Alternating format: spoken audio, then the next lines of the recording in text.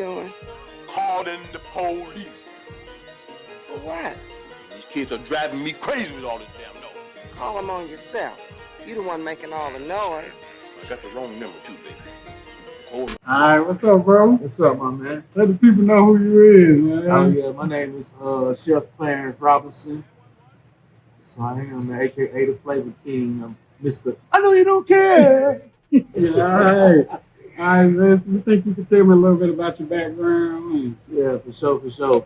So my background, man, I started off a little rough, man. On the rough patch, early, like I said, around 12 years old, man. My background started out in the streets, man. Honestly, I can't say that hopping off the porch. I was guided, misled by wanting to be a follower instead of knowing that I was a leader. You know, I had that leader mentality, but I hopped off the porch being a follower, man, and ran the streets a little bit. Alright. Did you ever have to go to prison or anything like that? Luckily, I was blessed. I won't say luckily, but I did do some time. I didn't really make it to the big adult spread, but I did juvenile time. My first bid was like 26 months at Juvenile Center JEC in Swananoa. Okay. So, yeah. And what specific experiences helped you decide to turn your life around? Man, I think the drastic change happened for me, man, when I lost a little cousin to gun violence. He was young, and it kind of just turned me to where I wanted to kind of slow my life down and look at my direction where I was going. I was really like jumping over all kind of different hurdles in life, trying to find myself. But that loss that I took really made me make that turn. Okay. And so can you talk about some of your, were they felonies or misdemeanors? Oh yeah, man.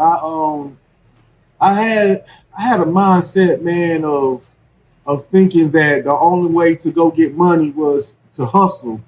And so I caught a couple of charges, selling delivery, Schedule 2 and stuff like that, or selling to undercover.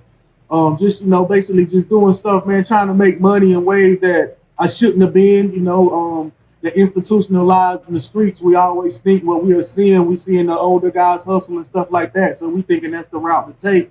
So I took that route, and it cost me a little bit of, I would say a little bit of pain and a little bit of charges. Okay. Yeah. And after that, how did you start straightening out?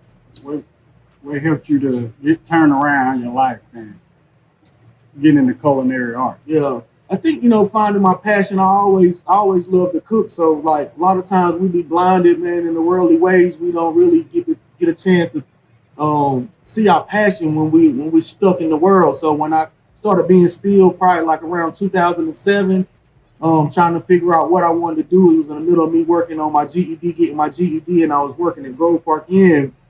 And so I had the passion to cook. I got the opportunity to do banquet stewarding at Grove Park Inn, and then I kind of moved in, getting my culinary at AB Tech after I got my GED, and then I just you know pushed forward to want to be a cook, and I started cooking like 2009. Okay. Professionally, yeah. Okay. And when was the last time you were in trouble? Shoot, last time I was in trouble, I can't even remember. You know, it's been so long. I would say maybe like 17 years. Okay. Yeah, close to about 17 years I've been on the straight and narrow. And did you get your record expunged or anything like that? Now, I wanted to, I tried to, but see, it was hard because I had so many different charges that I accumulated. And when you get it expunged, I think it got to be like the same charge or something like that. So it was hard for me. And I just kind of just stopped in the middle. I never continued to try. I just decided to continue to do the right thing. And then over the years, I felt like I was expunging myself because I wasn't involving myself in the streets and certain things.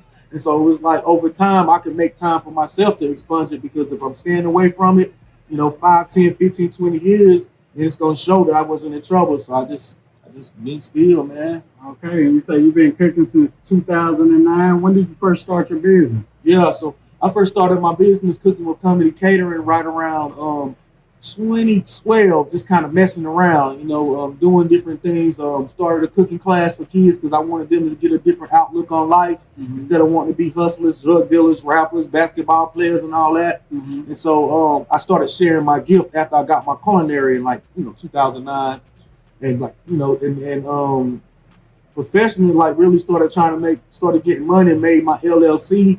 I think around 2013, close to the end of 2013. Okay. All right. And what has been your biggest success so far with your business? Man, boy, it's a good question because So it's a couple of them. Yeah. Yes, sir. Yeah. So I really want to say my biggest success was being recognized by my community, letting folks in my community really see that I really made that change. Because some of us make a change, but we say we're making a change, we about that change, but we still have our foot on one end of the fence and on the opposite side of the fence, the good and the bad. So we still juggling with our decisions. So when I made that decision and I really gave my all, of course I gave my all to God, and surrendered to Him. And so I was like, man, you got to be only one way if you're getting watched by your community, got recognized for cooking.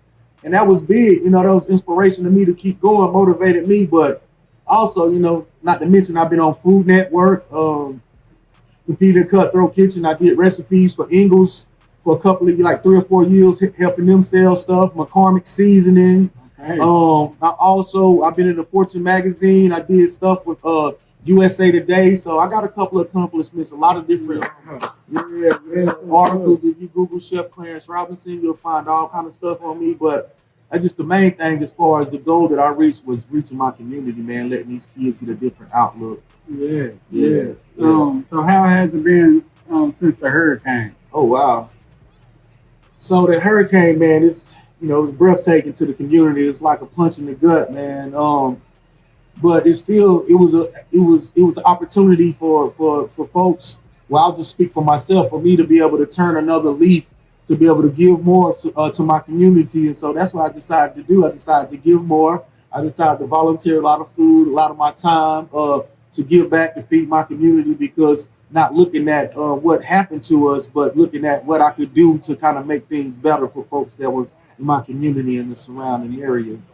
Okay. And how do you think your story has impacted others in similar situations? Oh, wow, man. I believe it's reached a lot of people because not only once when I started telling my story, it was a story before my story. So my mother wrote a book about me. It's called A Mother's Cry, He's Still My Child. And I think she published, it was 2015, around that time, maybe 2013. Right. Yeah. So they been using this book in the court systems back then. It's published. Yeah, I got a copy for you, bro. Okay. I think I got one here somewhere. I find it.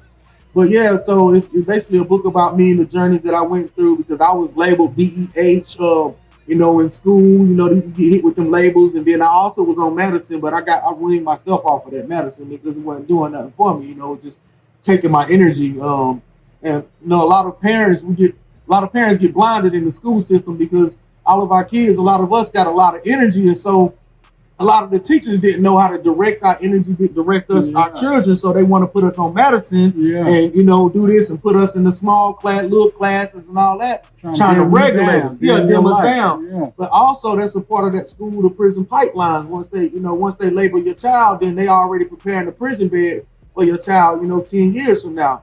So we got to stop that. I just wanted to put that out there. But I was labeled too. And so I just, in order for me not to get that label, I just kept pushing forward, and we gotta find our gift, but we gotta also slow down. But medicine ain't the way. So look at you now, man. Look at me now, yes sir. Yeah. So, what message do you want to convey to others with dealing with adversity? What would you get them?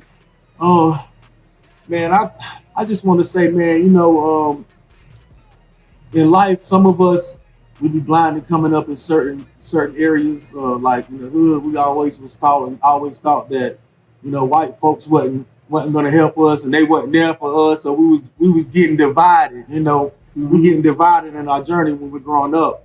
But I believe we all should always just think about encouraging each other. That's what life is about. It's about giving back. lot of us think it's about receiving, but the major gift in life is what can you do for your fellow man. And so that's what I believe. I mean, the journey that I'm on right now, I'm just believing in giving, man. I ran the streets too long.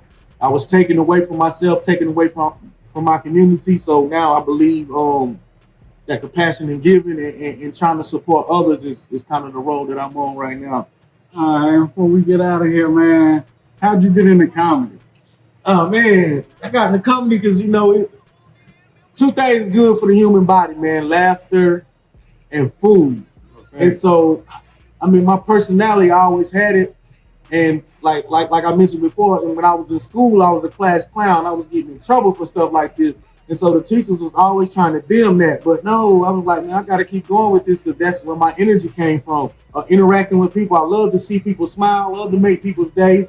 So that's how I got into comedy. I believe in the joy of life. And I get a thrill. I get a thrill in being able to make somebody smile and laugh, because a lot of times laughter is hard to get out of people that's going through, and you never know what somebody's going through. Mm-hmm. So when I'm interacting with people, the first thing I like to do is bring a smile to their face, and bring joy in their life.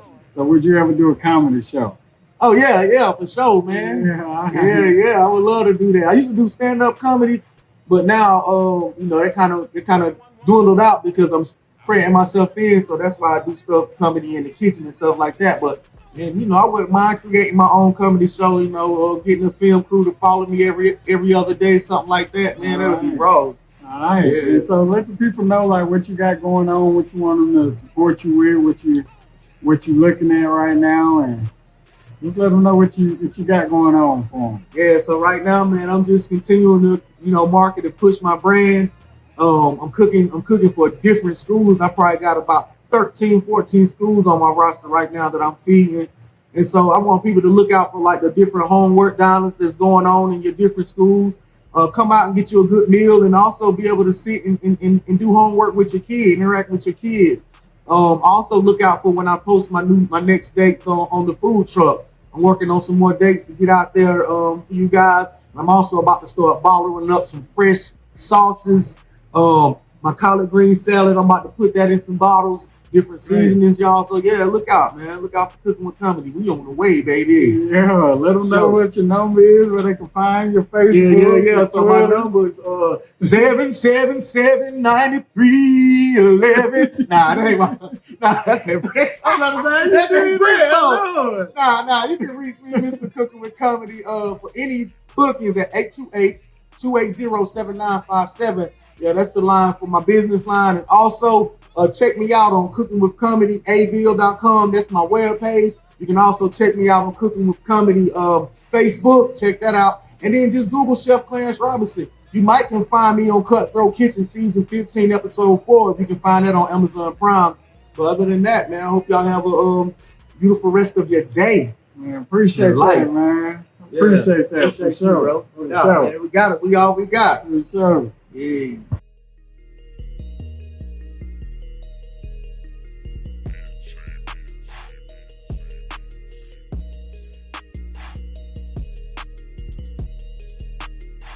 What are you doing?